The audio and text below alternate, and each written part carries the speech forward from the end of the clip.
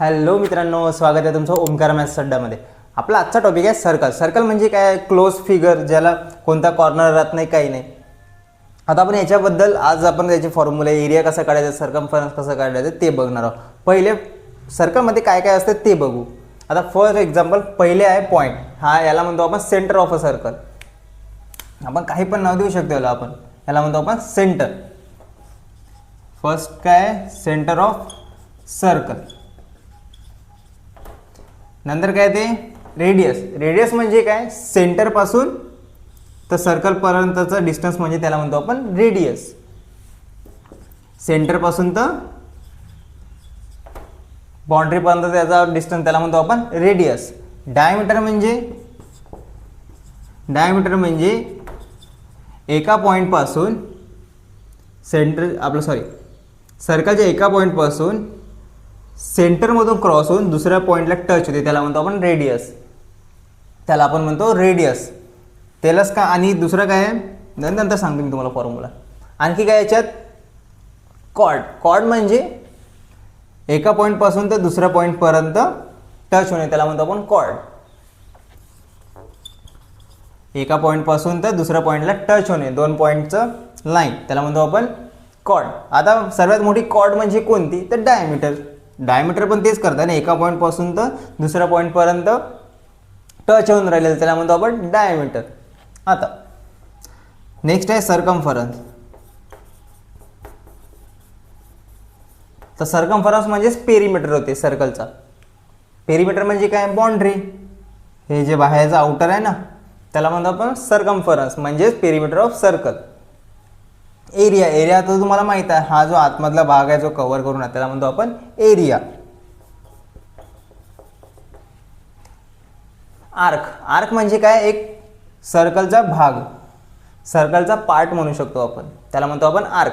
जसं आपण आता या इथून इथपर्यंत मी एक हे केलं म्हणजे एरिया कव्हर केला, बाउंड्री कव्हर केली त्याला म्हणतो आपण आर्क. ओके. आता याच्यामध्ये काही फॉर्म्युलेज आहे. रेडियस म्हणजे काय होते?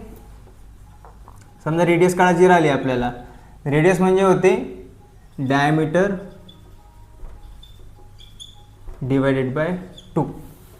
आणि डायमीटर काढायची राहिली, रेडियस देऊन राहिली 2 इंटू रेडियस. ओके. आता असं काहून?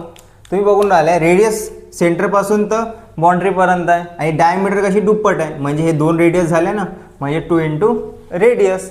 आणि रेडियसच्या अर्धी काय आहे? डायमीटर. म्हणून 2 डिवाइडेड बाय आपलं डायमीटर डिवाइडेड बाय 2 म्हणून आहे. आता फॉर एक्झाम्पल रेडियस समजा 4 सेंटीमीटर असेल. रेडियस समजा 4 सेंटीमीटर असेल तर डायमीटर कसं काढणार? 2 इंटू रेडियस. 2 इंटू रेडियस म्हणजेच रेडियस किती आहे? 4 आणि 2 4 जा 8 म्हणजे डायमीटर किती होणार? 8 सेंटीमीटर. समजा 10 सेंटीमीटर डायमीटर देऊन राहिली. समजा 10 सेंटीमीटर डायमीटर असेल तर रेडियस कशी काढणार? रेडियसचा फॉर्म्युला काय? डायमीटर डिवाइड बाय 2 म्हणजेच 10 डिवाइड बाय 2. मग रेडियस किती मिळणार आपल्याला? 5 म्हणजे त्याच्या अर्धी. ओके. आता याचा फॉर्म्युला काय सर्कमफरन्सचा? सर्कमफरन्सचा फॉर्म्युला 2πr. काय आहे?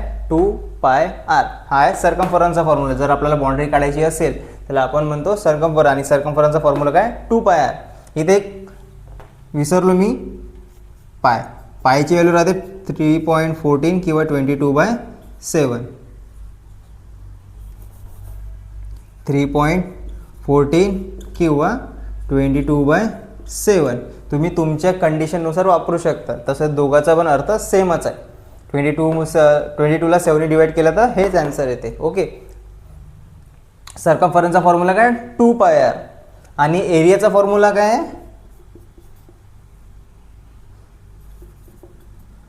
πr square.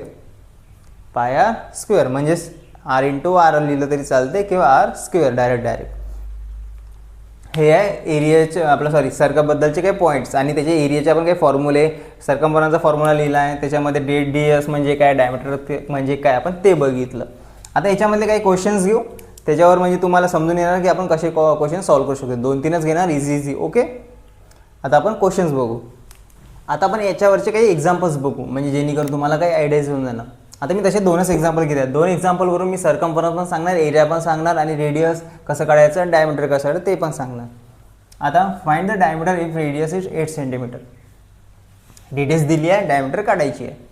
डायमीटरचा आपल्याला फॉर्म्युला माहीत आहे. डायमीटर कसं काढते, 2 इंटू रेडियस, राईट. मग 2 इंटू रेडियसचं व्हॅल्यू काय, 8 सेंटीमीटर म्हणजे 16 सेंटीमीटर. एवढं इझी आहे. हे काय झालं, डायमीटर. आता सेम याच्यावरून आपण एरिया आणि सर्कमफरन्स काढू. सर्कमफरन्सचा फॉर्म्युला काय आहे, सर्कमफरन्स 2 पाय राईट. 2 पाय आर.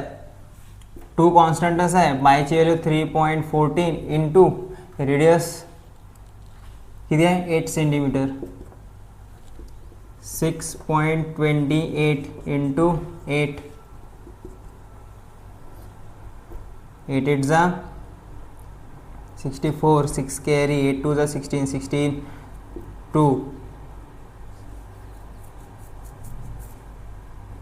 8 2 जा 16, 16 22, 2 कॅरी, 8 6 जा 48 प्लस 50. त्याचा आन्सर किती आलं, 50.24. सर्कमफरन्स काढला आपण. आता एरिया, एरियाचा फॉर्म्युला काय, pi r square, pi r square. पायची व्हॅल्यू 3.14 आणि आर 8चा स्क्वेअर, 8चा स्क्वेअर 3.14 इंटू 8चा स्क्वेअर 64,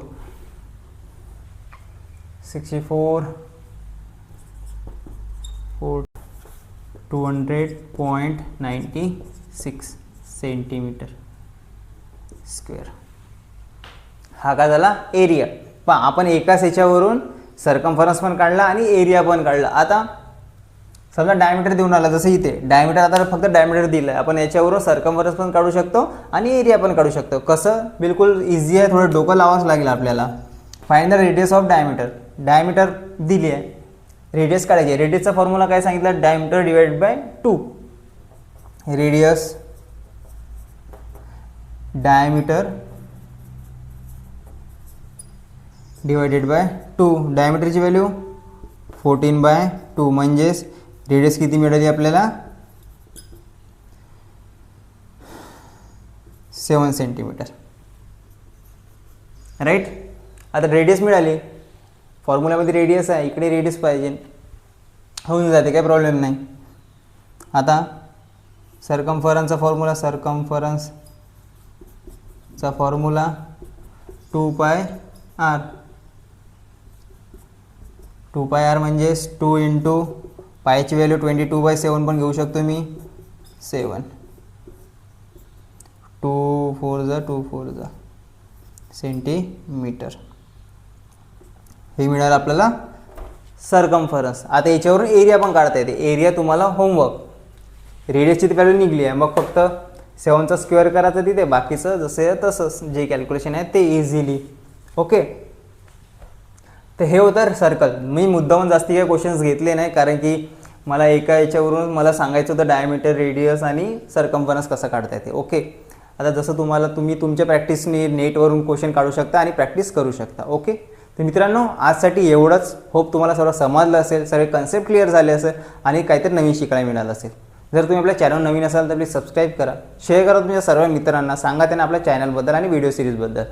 जर तुम्हाला टीचिंग आवडली असेल तर नक्की लाईक करा. व्हिडिओ कसा वाटला नक्की आम्हाला कमेंटमध्ये कळवा. आपण न्यू टॉपिक घेऊन येऊ न्यू व्हिडिओमध्ये. तोपर्यंत छान अभ्यास करत राहा, समर वॅकेशन एन्जॉय करा, पण अभ्यासाकडे दुर्लक्ष करू नका. तोपर्यंत बाय.